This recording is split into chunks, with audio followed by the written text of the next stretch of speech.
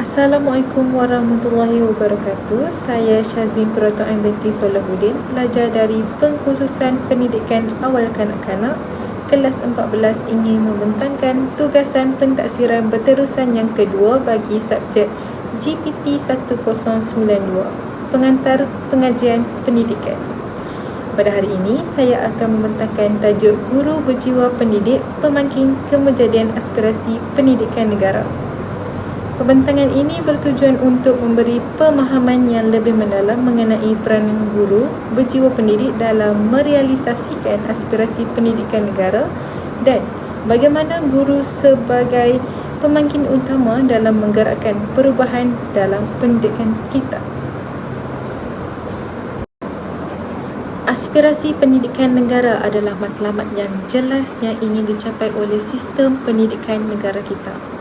Ia bertujuan untuk melahirkan individu yang cemerlang dalam akademik, tetapi lebih daripada itu, ia juga ingin melahirkan individu yang berakhlak mulia, bernilai dan mampu memberikan sumbangan positif kepada masyarakat dan negara untuk mencapai matlamat ini.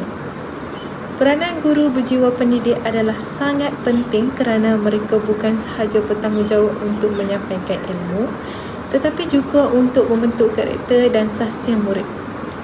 Guru berjiwa pendidik merupakan pemangkin utama dalam memastikan pendidikan negara dapat mencapai aspirasi yang telah digariskan.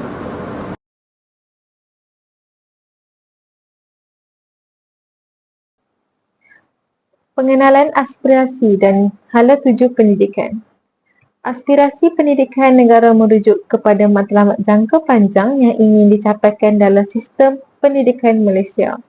Dalam konteks ini, kita harus memahami bahawa pendidikan di negara kita tidak hanya bertujuan untuk menghasilkan individu yang pintar akademik, tetapi juga individu yang berperibadi baik dan mampu mengharungi cabaran global.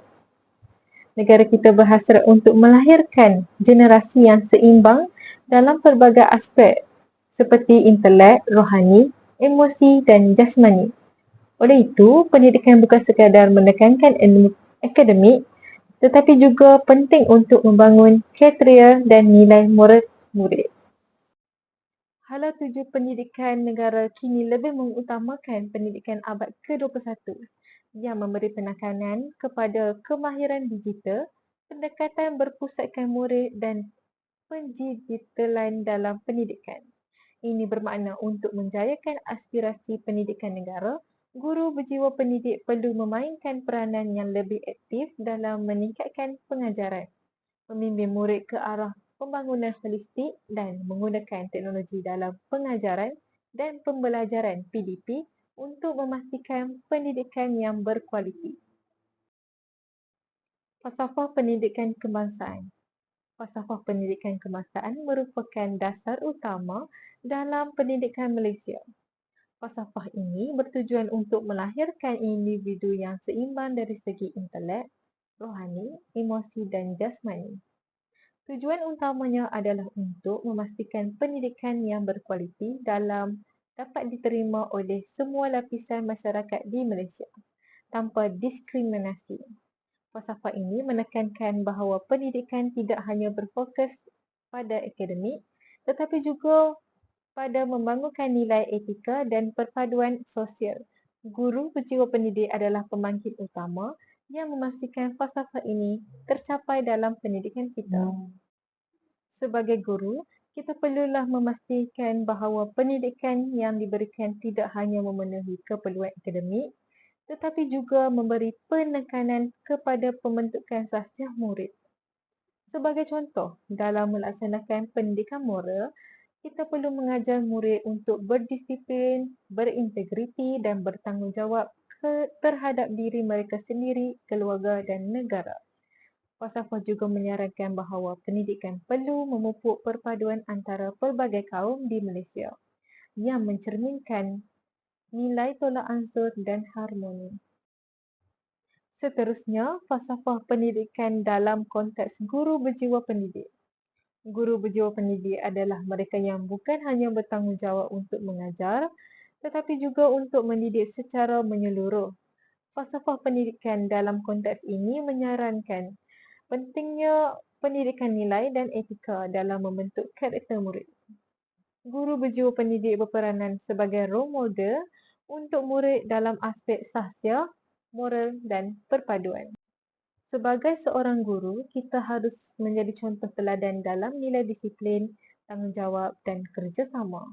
Apabila kita mengajar, kita tidak hanya menyampaikan ilmu, tetapi kita juga membimbing murid untuk berfikir secara kritis, berkreativiti dan menyelesaikan masalah dalam kehidupan seharian mereka.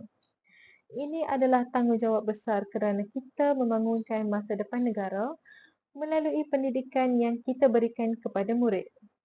Kita perlu memastikan murid kita tidak hanya berjaya dalam akademik, tetapi juga berkembang menjadi individu yang bertanggungjawab dan berintegriti. Sejarah pendidikan Malaysia. Sejarah pendidikan Malaysia adalah perjalanan panjang yang melibatkan usaha-usaha transformasi dalam sistem pendidikan negara untuk memastikan ia memenuhi keperluan sosial, ekonomi dan politik negara yang sentiasa berubah. Sejarah ini bermula selepas Malaysia mencapai kemerdekaan pada tahun 1957 di mana pendidikan menjadi alat penting untuk menyatukan rakyat yang berbilang kaum, agama dan budaya. Pada masa itu, pendidikan diberikan tumpuan sebagai saluran untuk menggalakkan perpaduan nasional melalui pengajaran bahasa Melayu sebagai bahasa pengantar utama dalam semua sekolah. Hal ini sangat penting untuk mewujudkan identiti kebangsaan yang kukuh.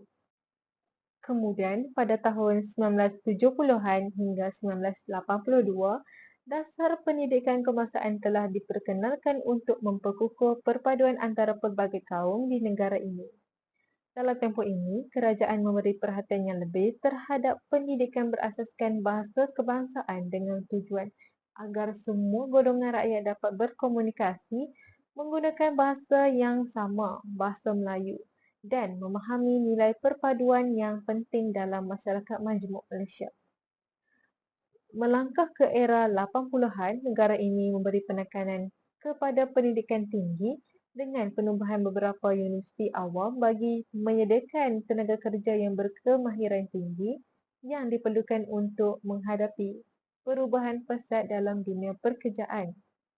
Pada masa yang sama, penekanan terhadap pendidikan teknikal dan vocational (TVET) mula diperkenalkan, memberi tumpuan kepada kemahiran teknikal yang sangat diperlukan dalam pembangunan ekonomi negara. Pada tahun 1990-an pula, perubahan dalam keperluan industri mendorong kerajaan menumpukan lebih banyak usaha kepada pendidikan teknikal yang disesuaikan dengan keperluan pasaran pekerjaan pada waktu itu. Dalam fasa ini, pendidikan vocational diberi perhatian agar tenaga kerja Malaysia mampu memenuhi keperluan industri moden. Di penghujung abad ke-20 dan awal 2000, fokus kepada peningkatan kualiti pendidikan menjadi tumpuan utama. Integrasi teknologi dalam pendidikan diperkenalkan untuk memastikan pendidikan negara mampu bersaing dengan pendidikan global.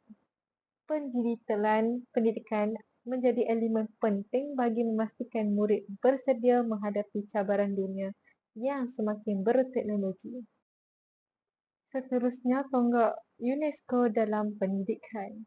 Pada tonggak utama, kita melihat bahawa pendidikan mesti membolehkan individu menguasai ilmu. Ini bermakna pendidikan bukan sahaja bertujuan untuk mengajar fakta, tetapi juga untuk membentuk pemikiran yang kritis dan analitikal dalam diri murid. Menguasai ilmu bukan sahaja mengenai pengetahuan akademik, tetapi juga kemahiran praktikal yang diperlukan dalam kehidupan seharian. Tonggak kedua menekankan bahawa pendidikan harus membantu murid menguasai kemahiran yang relevan dengan dunia moden. Dalam konteks ini, kita hanya berbicara tentang kemahiran teknikal, tetapi juga kemahiran sosial dan kemahiran komunikasi yang sangat penting dalam masyarakat yang semakin global dan saling berhubung. Tonggak ketiga menggariskan bahawa pendidikan harus berfungsi untuk membentuk individu yang berguna bagi masyarakat. Ini bermakna pendidikan harus memberi penekanan kepada perkembangan peribadi dan sosial, bukan hanya kepada pencapaian akademik semata-mata. Pendidikan perlu membentuk individu yang boleh berkontribusi positif dalam masyarakat. Tonggak keempat menyatakan bahawa pendidikan mesti memupuk semangat kerjasama dan harmoni. Pendidikan di Malaysia dengan latar belakang masyarakat yang berbilang kaum memainkan peranan penting yang sangat penting dalam memupuk perpaduan dan toleransi. Guru berperanan penting dalam membangun sikap hormat dan kerjasama antara murid dari pelbagai latar belakang budaya dan etnik. Di bawah prinsip UNESCO ini, pendidikan harus menjadi alat inklusif dan adaptatif, memastikan semua individu dapat mengakses yang sama terhadap pendidikan yang berkualiti, selaras dengan keperluan semasa dan masa depan. Standard Kualiti Pendidikan Malaysia (SKPM). Seterusnya, kita akan membincangkan tentang Standard Kualiti Pendidikan Malaysia yang memainkan peranan penting dalam memastikan kualiti pendidikan di Malaysia terus dipertingkatkan. SKPM adalah instrumen yang digunakan untuk menilai pengurusan sekolah, pengajaran dan kualiti perkhidmatan pendidikan di seluruh negara. Tujuan utama SKPM adalah untuk memberikan penilaian yang berterusan dan komprehensif mengenai kualiti pendidikan yang diberikan di sekolah dan untuk memastikan pendidikan yang lebih baik dapat dipercapaikan. SKPM diperkenalkan pada tahun 2010 dan ini adalah instrumen yang digunakan oleh Jemaah Nazir dan Jaminan Kualiti JNJK untuk memantau dan menilai sekolah-sekolah di Malaysia. SKPM 2010 memberikan penekanan kepada pengurusan sekolah, penilaian pengajaran dan meningkatkan kualiti pendidikan di peringkat sekolah. Dengan SKPM 2010, sekolah perlu memastikan bahawa pengurusan mereka adalah berkesan dan teratur bagi menjamin pencapaian matlamat pendidikan yang tinggi. Kepimpinan di peringkat sekolah adalah sangat penting. Kepimpinan yang baik akan menyokong guru dan staf sekolah dalam menghasilkan pembelajaran yang berkualiti serta menguruskan sumber-sumber pendidikan yang berkesan. Selain daripada itu, pengajaran dan pembelajaran PMP juga salah satu elemen yang sangat penting ditekankan dalam SKPM 2010. Guru perlu merancang dan melaksanakan pengajaran yang berkualiti dan berketerampilan supaya murid dapat mencapai potensi mereka dengan maksimum. Selain daripada kemahiran mengajar, guru juga perlu memastikan bahawa mereka menggunakan pendekatan yang sesuai dengan keperluan murid dan memanfaatkan teknologi pendidikan untuk menjadikan proses pengajaran lebih interaktif dan berkesan. Salah satu aspek yang perlu diberi perhatian adalah penilaian di sekolah. Penilaian kendiri oleh sekolah ataupun penarafan kendiri sekolah (PKS) adalah salah satu langkah untuk menilai kekuatan dan kelemahan dalam operasi sekolah yang seterusnya membolehkan tindakan penambahbaikan dilakukan. Melalui penilaian ini, pihak sekolah dapat mengenal pasti kekuatan yang perlu diteruskan serta kelemahan yang perlu diperbaiki agar sekolah dapat berfungsi dengan lebih cekap. Namun, selain SKPM 2010, ada juga SKPM gelombang kedua yang telah diperkenalkan untuk memperbaharui penilaian kualiti pendidikan di Malaysia. SKPM gelombang kedua memberi fokus lebih kepada penjitelan pendidikan dan pendekatan pengajaran yang lebih berpusatkan murid. Dalam SKPM gelombang ini, terdapat penekanan yang lebih kuat kepada kemahiran abad ke-21 seperti pemikiran kritis, kreatif, dan kemahiran penyelesaian masalah. Hal ini menjadikan pendidikan lebih relevan dengan keperluan semasa di mana teknologi pendidikan memainkan peranan penting yang semakin penting. Selain itu, SKPM gelombang 2 juga menekankan pembangunan profesionalisme guru melalui latihan berterusan dan peningkatan kemahiran digital. Guru perlu memastikan mereka sentiasa mengikuti perkembangan terbaru dalam pendidikan, termasuk juga dalam penggunaan teknologi dalam bilik darjah untuk memastikan mereka dapat menyampaikan pengajaran dengan lebih efektif dan berkesan. Melalui kedua-dua instrumen ini, SKPM 2010 dan SKPM gelombang 2, Jemaah Nazir dan Jaminan Kualiti JNJK serta pihak sekolah dapat memberi kerjasama untuk memastikan pendidikan negara sentiasa berada pada tahap yang tinggi, relevan dengan perkembangan semasa dan memastikan murid dapat mencapai potensi terbaik mereka dalam pendidikan. Pelan Pembangunan Pendidikan Malaysia (PPPM). Pelan Pembangunan Pendidikan Malaysia 2013 hingga 2025 adalah pelan strategik yang digariskan oleh Kementerian Pendidikan Malaysia untuk meningkatkan kualiti pendidikan di negara ini. Pelan ini mengandungi 3 gelombang utama di mana setiap gelombang mempunyai fokus yang berbeza. Tetapi, semuanya bertujuan untuk mencapai aspirasi pendidikan negara. Gelombang pertama, 2013 hingga 2015, memberi tumpuan kepada peningkatan akses pendidikan yang memberi setiap rakyat Malaysia, terutamanya mereka yang kurang berkemampuan, mendapatkan akses yang sama seperti pendidikan yang berkualiti. Pelan ini memberikan penekanan kepada usaha untuk mengurangkan jurang pendidikan di antara bandar dengan luar bandar, serta memperbaiki kemudahan pendidikan di kawasan luar bandar. Gelombang kedua, 2016 hingga 2020, memberi tumpuan kepada peningkatan kualiti guru. Dalam gelombang ini, negara memberi perhatian kepada latihan profesional guru, penggunaan pendekatan pengajaran berpusatkan murid dan pendigitalan pendidikan. Pendigitalan pendidikan bertujuan untuk memastikan pendidikan kita tidak ketinggalan dan selaras dengan keperluan abad ke-21.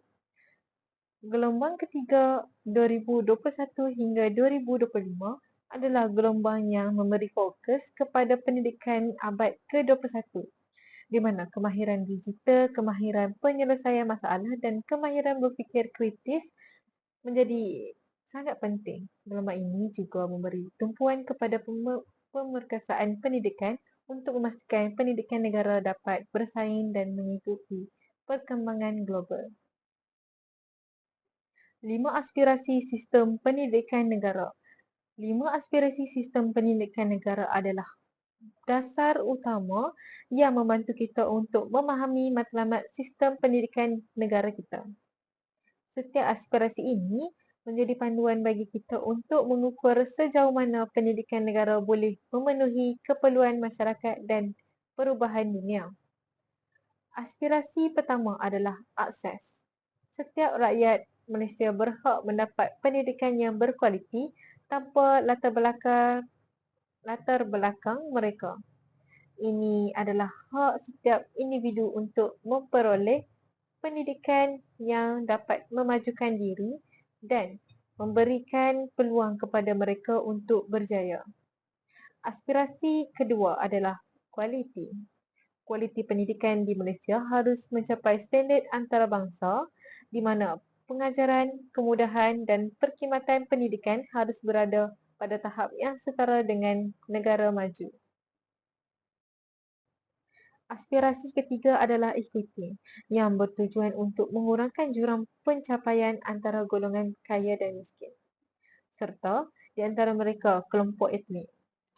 Pendidikan harus adil dan memberi peluang yang sama kepada semua murid tanpa mengira latar belakang mereka.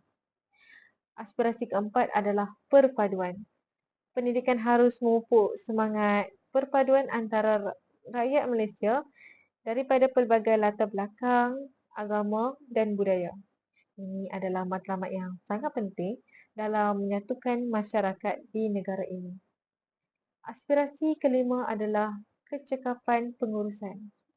Sekolah-sekolah perlu menguruskan semua mereka dengan cekap dan berkesan untuk memastikan impak yang besar terhadap pencapaian murid dan pencapaian pendidikan yang lebih baik. 6.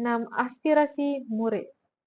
6 aspirasi murid adalah matlamat utama yang harus dicapai oleh setiap murid dalam sistem pendidikan di negara kita. Ia tidak hanya berkaitan dengan kemahiran akademik tetapi juga pembentukan nilai, karakter dan kemahiran hidup. Pengetahuan adalah asas utama di mana murid perlu menguasai ilmu yang mendalam dan literasi asas supaya mereka bersedia untuk menghadapi cabaran global. Kemahiran berfikir yang sangat penting. Pemikiran kritis dan kreatif membolehkan murid menyelesaikan masalah dengan cara inovatif di dunia yang penuh dengan perubahan. Murid yang perlu berfikir secara mendalam menyelesaikan cabaran mereka. Kemahiran memimpin adalah aspek yang perlu dibangunkan dalam diri murid. Mereka perlu diberikan peluang untuk memimpin diri mereka dan orang lain serta mengambil tanggungjawab dalam kehidupan seharian mereka. Kepimpinan ini bukan hanya memimpin orang lain tetapi juga mengurus diri sendiri. Kemahiran dwibahasa adalah kelebihan utama dalam dunia global. Penguasaan bahasa Melayu dan bahasa Inggeris membuka lebih banyak peluang di peringkat tempatan dan antarabangsa. Etika dan kerohanian adalah asas untuk membentuk karakter murid. Mereka perlu menghargai nilai moral, integriti dan akhlak yang baik dalam diri mereka supaya mereka boleh menjadi individu yang bertanggungjawab dan berperibadi mulia. Akhir sekali, identiti nasional adalah penting untuk membangunkan rasa cinta terhadap negara dan menghargai kepelbagaian budaya. Murid perlu diajar untuk menghormati dan memahami keindahan kepelbagaian dalam masyarakat kita serta memupuk semangat perpaduan. Kementerian Pendidikan KPM akan memperkenalkan pelaksanaan pembentukan karakter murid secara menyeluruh mulai tahun depan. Menterinya Fadlina Siddiq berkata ia bukan subjek baru, sebaliknya diterapkan dalam waktu pengajaran harian bagi memperkukuh nilai murni dan sasiah murid melalui pendekatan amali. Katanya guru akan memperuntukkan sedikit masa dalam waktu pembelajaran untuk melaksanakan aktiviti pembentukan karakter murid yang lebih menekankan latihan dan pengamalan nilai dalam konteks kehidupan seharian.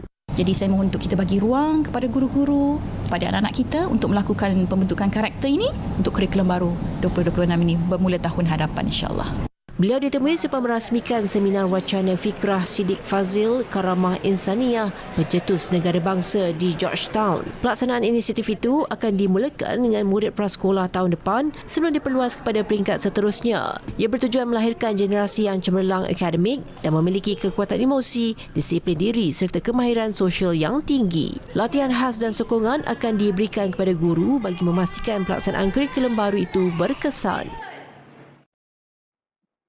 11 anjakan dalam Pelan Pembangunan Pendidikan Malaysia PPPM.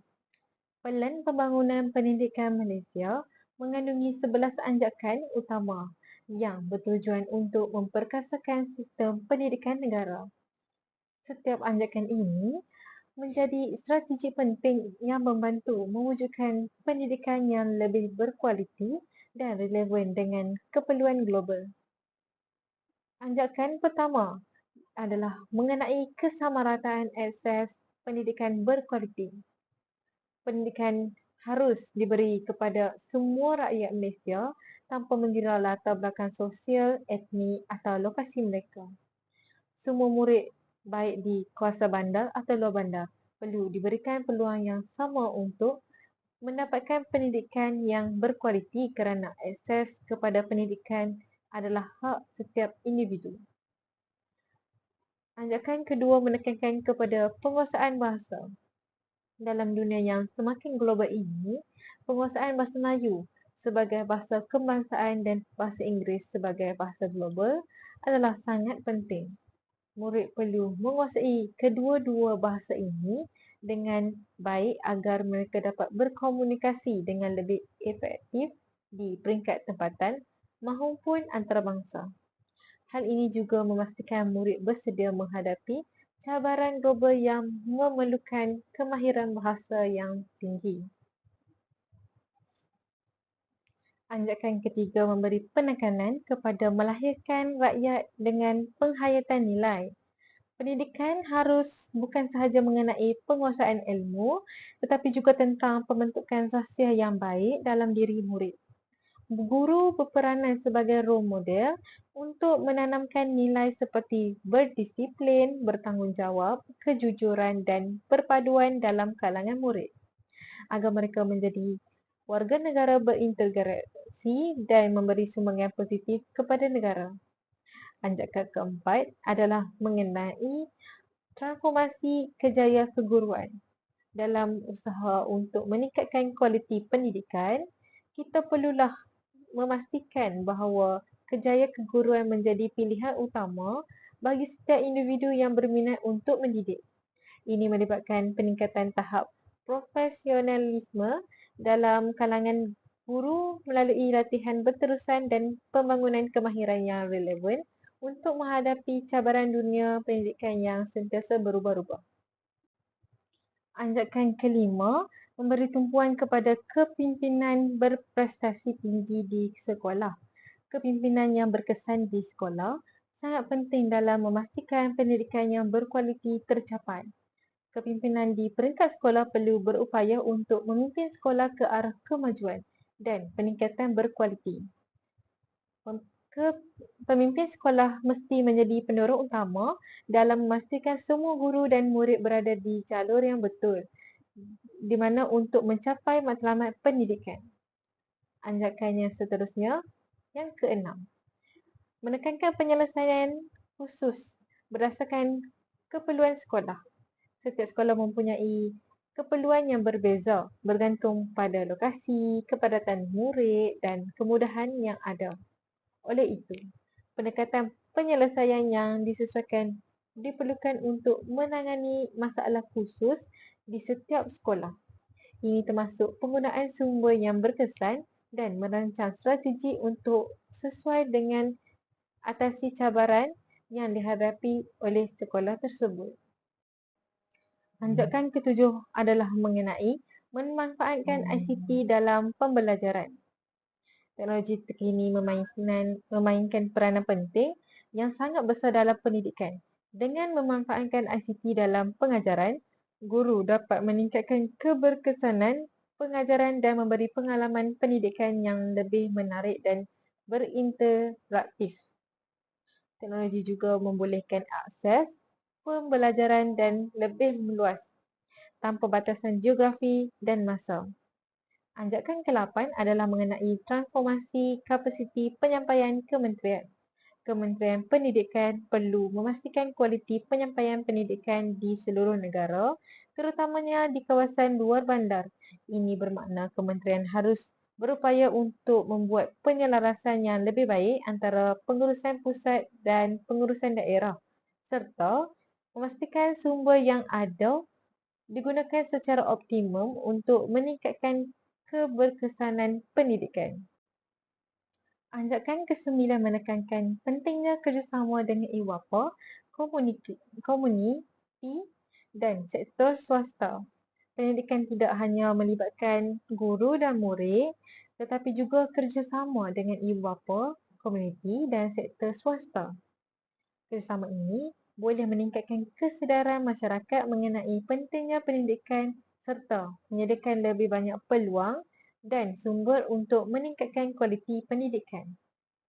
Anjakan ke-10 berkaitan dengan keberhasilan murid bagi setiap ringgit. Dalam pengurusan pendidikan, kita perlu memastikan bahawa setiap pelaburan dalam pendidikan memberi impak yang maksimum. Ini bermakna setiap ringgit yang dilaburkan dalam pendidikan perlu memberi hasil yang signifikan dalam pendidikan murid dan kualiti pendidikan. Akhirnya, anjakan ke-11 adalah mengenai ketulusan dalam akuntabiliti. Pihak sekolah dan pendidikan negara perlu memastikan accountability yang tinggi dalam semua aspek pengurusan dan pentadbiran pendidikan. Ketulusan dalam pengurusan sumber dan penilaian yang tepat akan memastikan bahawa pendidikan negara dapat berkembang dengan jujur dan berintegriti. Implikasi guru berjiwa pendidik. Guru berjiwa pendidik adalah pemangkit utama dalam merealisasikan aspirasi pendidikan negara. Sebagai guru, kita bukan hanya bertanggungjawab untuk mengajar tetapi juga mendidik murid dengan penuh dedikasi. Salah satu implikasi utama bagi guru berjiwa pendidik adalah komunikasi teknologi yang sangat penting. Guru perlu celik teknologi dan mengintegrasikan teknologi dalam pembelajaran dan pembelajaran PDP untuk memastikan murid dapat memanfaatkan kemudahan digital untuk meningkatkan pencapaian mereka. Selain itu, murid perlu memberi penekanan kepada pembangunan sahsiah murid. Kita harus menjadi teladan dalam menanam nilai-nilai murni seperti disiplin, kejujuran, perpaduan dan tanggungjawab dalam diri murid. Sebagai guru berjiwa pendidik, juga perlu mengembangkan kemahiran abad ke-21 ini dalam diri murid dan melibatkan pemikiran kritis, kreatif dan kemahiran kepimpinan. Cabaran terhadap guru berjiwa pendidik. Cabaran utama bagi guru berjiwa pendidik termasuklah meningkatkan kualiti pengajaran. Guru perlu meningkatkan kemahiran dalam pengajaran dan mengintegrasikan teknologi. Tanpa latihan berterusan, mereka mungkin menghadapi kesukaran untuk mengadaptasikan pendekatan berpusatkan murid. Yang kedua, menghadapi perbezaan latar belakang murid. Guru perlu menyesuaikan pendekatan pengajaran untuk memenuhi keperluan murid dari latar belakang yang berbeza. Yang ketiga, beban kerja dan tekanan. Beban tugas yang tinggi dan harapan masyarakat boleh memberi tekanan kepada guru yang mempengaruhi keberkesanan pengajaran. Rumusan. Kesimpulannya, guru berjiwa pendidik adalah pemangkin utama dalam merealisasikan aspirasi pendidikan negara. Guru bukan hanya penyampai ilmu tetapi juga pembentuk sahsiah murid yang boleh memberikan sumbangan positif kepada negara. Guru perlu menjadi contoh teladan dalam nilai moral dan akhlak yang baik kepada murid. Menggunakan teknologi dalam pengajaran dan sentiasa mengembangkan diri untuk meningkatkan kemahiran mereka. Pendidikan negara hanya akan berjaya sekiranya semua elemen dalam sistem pendidikan dari dasar hingga pelaksanaan di dalam bilik darjah digerakkan oleh guru berjiwa pendidik yang berkomitmen tinggi. Sebagai rumusan, kita dapat melihat bahawa guru berjiwa pendidik memainkan peranan utama dalam merealisasikan aspirasi pendidikan negara. Mereka tidak hanya menyampaikan ilmu tetapi juga membentuk sahsiah, nilai dan karakter murid. Guru berjiwa pendidik harus terus berinovasi, menggunakan teknologi dan meningkatkan diri untuk menghadapi cabaran pendidikan abad ke-21. Walaupun terdapat pelbagai cabaran, dengan komitmen dan kerjasama antara semua pihak, kita dapat memastikan pendidikan negara terus berkembang dengan berkualiti tinggi. Terima kasih atas perhatian anda semua. Semoga pembentangan ini memberi manfaat dan memberi inspirasi kepada melaksanakan tugasan kita sebagai pendidik masa depan. Sekian, terima kasih.